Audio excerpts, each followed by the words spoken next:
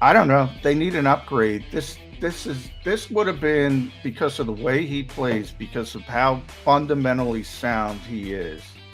This to me would have been the perfect template of what you need in that room.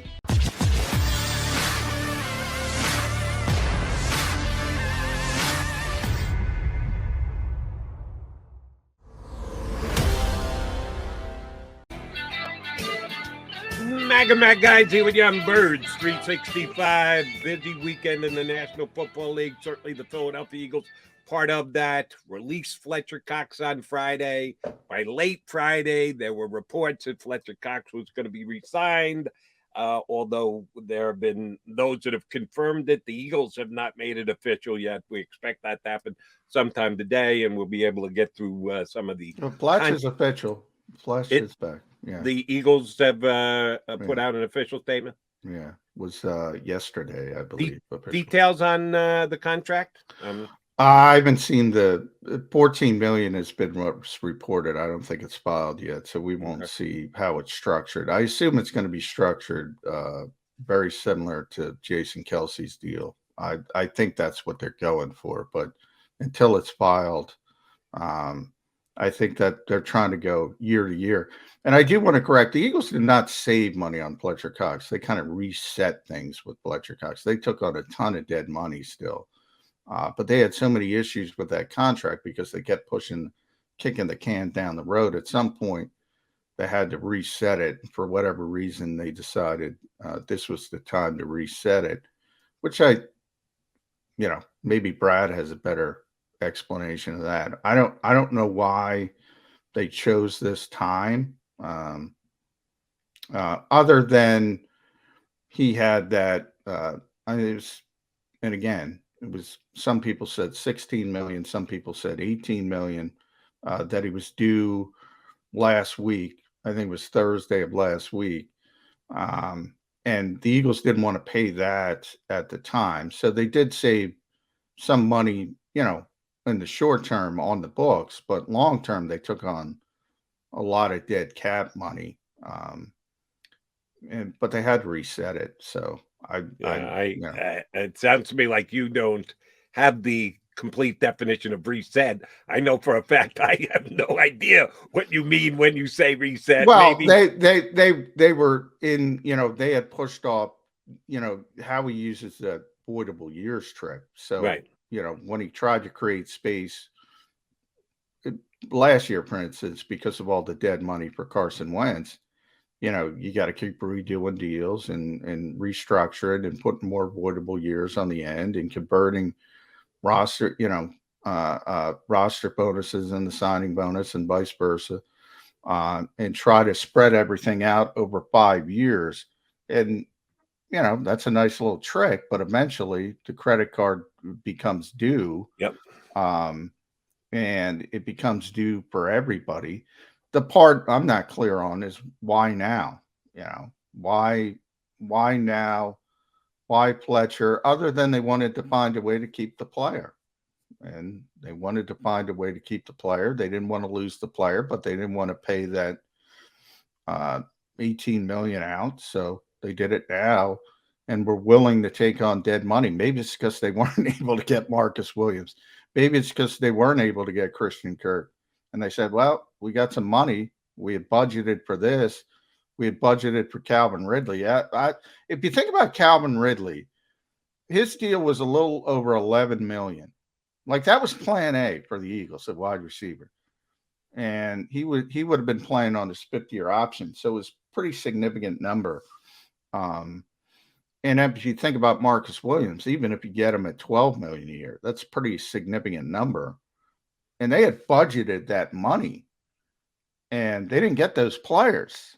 So maybe they said, all right, well, we have this money. We budgeted for this. Let's use it for this. I'm just spitballing. Right. No idea. Well, then spitball with me along these lines. Robert Woods became available this weekend. Allen Robinson, who a lot of Eagle fans were hoping would land here, ended up going to the defending Super Bowl champions, the Rams, who already have Cooper Cup, who would like to retain OBJ and have Robert Woods under contract. So all of a sudden, not only had that wide receiver room become tremendously talented, it was also pretty damn expensive, and the Rams just couldn't keep those kind of players in line. So they ended up trading Robert Woods, who has been a very good, well above average wide receiver in the league. Got a contract, about a $10 million guy. Actually, I think it's slightly less than the guy from Atlanta that you were just mentioning, which was the Eagles, Calvin Ridley, Plan A. Well, Robert Woods kind of fell into theirs and or anyone else's laps as a potential acquisition this weekend when they signed Allen Robinson. Damn if the Tennessee Titans didn't move in quickly and make a deal for him for a 6th-round pick. Is that all? Now, I know he's coming off a major injury, missed the end of last season, could only watch the Super Bowl celebration from the sidelines, but had played very well in the first half of the season before OBJ ever showed up for the Rams. Has been right there with Cooper Kupp, 1 and 1A the last several years in the Rams team that went to the Super Bowl a couple of years ago. Woods was a big part of. I'm going to forget about Super Bowl Sunday because it was one of the poorest offensive showings in the history of the Super Bowl. But they got there under Sean McVay's system. A 6th-round pick? Why didn't the Eagles offer a 5th-round pick for a guy like Robert Woods? Yeah, this is one that this is a player that now there's a lot of things. He's going to be 30. You know, we know 30 is dirty word in the NFL. You mentioned the money, 10 million, a little bit better than Ridley, but Ridley's younger. I thought you said Ridley was 11. Yeah, a little bit lesser, but Ridley's better younger. as in better Yeah. for the Eagles, right? Yeah. Okay. You have the injury as well, so who knows? You know, with injuries, maybe they're concerned about that. But I mean, this guy is a tremendous route runner. I mean, top 10 in the NFL. Great blocker, does all the technical fundamental things. So we talked about adding a veteran to that receiver room. Like this guy could be of immense help to Devontae Smith and Quez Watkins specifically. Just he knows how to play. He knows how to play. So yeah, I would have given up a 5th-round pick for him. Now I did say one report that said the Eagles had interest and he steered towards Tennessee for whatever reason. I don't know if that's the case. I don't have any information on that. It could be another indication of, I don't know, maybe he likes Nashville. I don't know. You know, we are in the player empowerment era. We just talked about a lot with Deshaun Watson. Who knows? But I think he would have been a perfect fit. I hope the Eagles were involved. I hope they would have considered him. I would have given up a 5th-round pick for him. I don't know. They need an upgrade. This would have been, because of the way he plays, because of how fundamentally sound he is. This to me would have been the perfect template of what you need in that room. Yeah, that one I would have seriously considered. And maybe they did. Maybe they did. Maybe they did what? Seriously consider. Seriously consider. Well, again, I hate to be such a bottom line guy, but what does seriously consider do for you? Well, this is one of well, I understand from the fans' perspective, they only care about results. And I said there's two different things. Yeah, it's a bottom line business. You don't get, but for the people, like I've gotten this question so many times, I wrote about it on Sports Illustrated over the past couple of days. I get this question: are you surprised how non-aggressive? Are you surprised that Howie Roseman hasn't been aggressive in free agency? I've gotten that question a million times. Now free agency I take as the whole off season, so not just signing players. They tried to get Calvin Ridley. They tried to get Christian Kirk. They tried to get Marcus Williams. They did get Hassan Reddick. They were in on Allen Robinson. They didn't get any of these players. So to me, it's two different questions. The bottom line business, they're not succeeding. But for people who are saying, why aren't they being aggressive? I don't think that's necessarily the case. And Ridley would be the best example. I mean, they thought they had the deal done, And if they had Ridley here, people would be ecstatic. They go, well, we got Ridley, we got Reddick. They'd be ecstatic. One little thing like that completely veers off your plan, and then you got to be good, and you got to have the contingency plan. They obviously did, but they can't get it done. And I don't blame them in the individual decisions. I'm not paying Christian Kirk that. I don't think Allen Robinson considered them when the Super Bowl champions came calling. I just don't. I think that was the case. He wanted to go play out there. I don't know about Woods, as I said. Would have made perfect sense to me if I were a GM. But I think they're two different sort of questions. They haven't succeeded. So you're right to point that out. But I don't think it's necessarily an indication of lack of aggression. I think Right. that's a different question. That's certainly fair. And you want your general manager to be aggressive, and you want him to be open-minded, and you want him to be in on every conversation. At the end of the day, you turn the cards over, there's a winner and there's a loser. And it's like playing cards. You can bluff, you can represent good cards.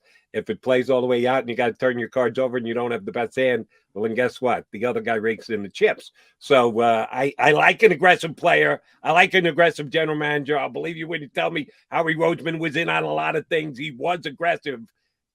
It's a seriously results-oriented business, and the only thing that matters are the results. And I wanted to bring this up, and I want to bring this up with Brad, but I want to run it by you because I saw, and it wasn't Brad Spielberger, but it was one of the other cab guys who was talking about Woods, and he mentioned something about I'd never take on that contract. If the Rams aren't paying part of that contract, I wouldn't take on that contract for a 30-year-old player coming up in injury, blah, blah, blah.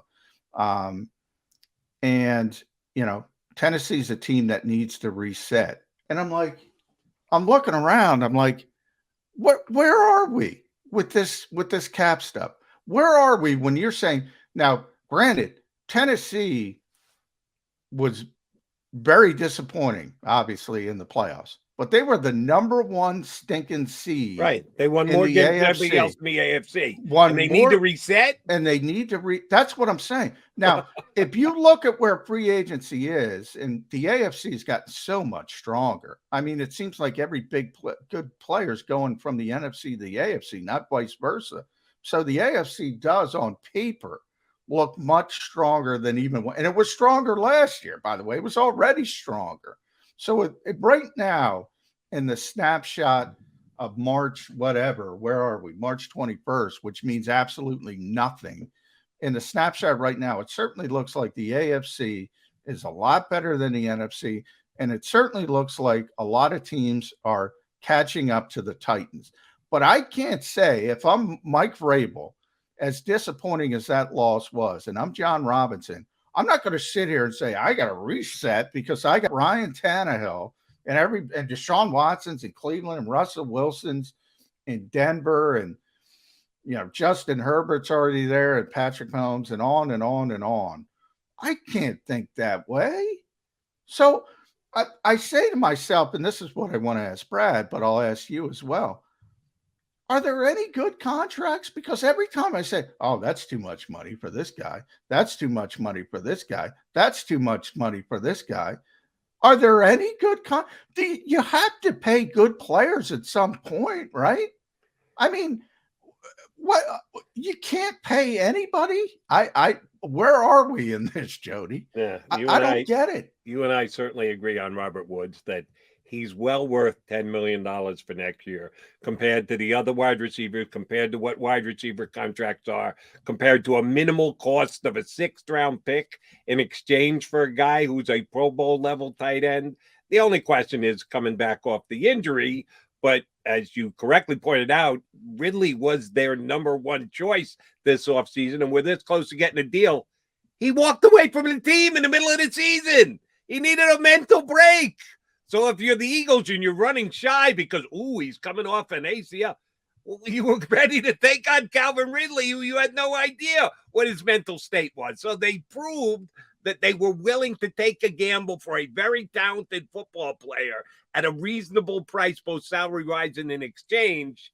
Yeah, they could have gotten the Robert Woods deal done, and they didn't. I don't know why he's in Tennessee, and the player didn't have a no-trade clause, so I don't know how he actually dictated where he was going to end up. Deshaun Watson being able to dictate where he's going to be. Oh, that I understand. He had a no-trade clause. He had the hammer. I'm not sure what hammer Robert Woods had. Your guy Peter King actually did it. That's where I got this idea. So I'll give Peter King credit. Excuse me. In his column today, he put 5 contracts he liked, and I'm looking at it, and it's Russell Gage, it's Ted Karras in Cincinnati, it's Rasul Douglas with Green Bay, our old friend going back. It's Miles Jack in Pittsburgh. And probably the biggest name player would be Allen Robinson. He said he liked that for the Rams, who got 3 years and pretty significant money. So he's the one, at least a little bit of outlier, but he'd still be considered a bargain. Like, they're all bargains. Like, I'll sit here and tell you right now. John, which is it? They're all bargains or they're all bad contracts? Which are we talking about? No, these are good contracts. He's saying these are 5 contracts I like. So I'm saying nobody likes any contracts. These are the 5 contracts Peter King liked. So, but they're all bargains. I'm saying to myself, now I think like everybody else. I mean, if you judge by precedent, Deshaun Watson is widely overpaid. Widely overpaid. Not even bringing in the fact he hasn't played in the calendar year, or he has 22 sexual misconduct allegations still hanging over his head from a civil right. Even if I put that off to the side, as a player, he is wildly overpaid. But I guarantee you this, Jody, he's going to mean a lot more than the Cleveland Browns than any of those 5 slow-mos. So, I mean, that's what I'm trying to say. Like, where are we that nobody's worth anything? And we're looking at, oh, this is a good deal. This is a good deal for an above-average player. That's kind of my thought. Like, have we gone too far with this? I mean, you get a good player, you got to pay a good player. That's always been how professional sports is. And now it seems to me like everybody's like, oh, you can't pay. We went through it with the Sixers and James Harden. Wow, how could you bring James Harden in for that? Well, what do you want? What I mean, do you want good players or do you not want good players? John, it is the want of every sport now. You're right to take it to the NBA. It's what it's all about. It's about contracts. If you're living in capped worlds like the NBA and the NFL are, we'd love to just say, is he a good player or a bad player? Will he make my team better? How much better will he make my team? Money is a big factor, and the ability to stay under the cap. That's why Fletcher Cox became an ex-Eagle for 24 hours. One reason and one reason only, money. So you can't avoid it, and that's what guys like you and I do. Certainly Brad Spielberger does, and we'll have him up in about 15 minutes. That's kind of his main gig, is to evaluate how much a player is worth and is a team making a good move or a bad move. We may or may not like it. We may or may not think too much emphasis. No, I don't have a problem. But it's a necessity. No, my problem isn't with people judging it or people. That's what, if people didn't care about it, we wouldn't have a job. I don't have any problem with that part. My problem is the lack of awareness that, good players are, and I shouldn't even use the term good. I should use great players have a disproportionate impact on your level of success than above average players who you might get for a bargain, and you might be out wheeling and dealing some other dumb team. And those are the types of players that you have to pay. And you can't always default to, that's too much. That's too much. You can do anything you want. You can, obviously, any team can do anything they want. So you can always default to that. But, and Howie has said this himself, then the confetti's not coming down on your head. I mean, you're not winning without superstar players. Yeah, but see, that's the funny part of the whole thing. Who is that guy for the 2007 Super Bowl champion Eagles? Who is the superstar player, the guy who... Well, Carson was, but he got hurt. And people dismiss it, but Carson wasn't getting the money yet. He was on his rookie deal. What are you talking about? No, and that's great, and that's the reason why the Eagles were winning a Super Bowl, is the fact that, but they had this superstar player, and they understood. By the way, obviously things went off the rail, and people can say whatever they want. I'm talking about 2017. Carson Wentz, before the injury, was a superstar player. Whether people want to admit that or not, for that very short shelf life, he was, if he was not the best player in the NFL, he was certainly in the top 3. I agree with that. But very short shelf tied life. Superstar money to superstar players to superstar money. Carson Wentz wasn't making superstar money at the time. So you're right. Everybody needs superstar players to win a championship. But can things fall into place where you can actually win a championship without having that superstar player? But my point is, when it got time to pay Carson Wentz, even though it was clear he was not the same player, they still paid him, because they understood, if you have a superstar player, and they were wrong on the evaluation at that point, obviously, now that's fair to say, you have to pay him. I mean, that's the part I don't understand, is what I'm trying to. But that would have been really impressive from Howie Roseman if he had done that. Said, yeah, know what Carson did. No, he was an MVP. Yeah, it would have been. No, we won a Super Bowl, but you know what? I'm just not seeing it going forward. So and that's kind of my point, Jody, is then you turn it over every 4 years. You become like college. So you never pay Aaron Rodgers, you never pay Deshaun Watson, you never pay Russell Wilson, and on, because the going rate, Matthew Stafford just got an extension, 40 minutes. The going rate, and we've been talking about this, I'll ask Brad about this as well, Jalen Hurts is coming up. The going rate for a good quarterback in the NFL starts at 40 million now. Yeah, used to start at 30, starts at 40. It is the new number in the NFL. All right, like we said, Brad Spielberg will join us coming up in about 10 minutes or so. But another name that could be taken off the list of potential future Eagles, who isn't even an Eagle yet, who is still a Wolverine of Michigan before he gets drafted, had an unfortunate incident over the weekend. We'll give you the details on that next here on Birds 365.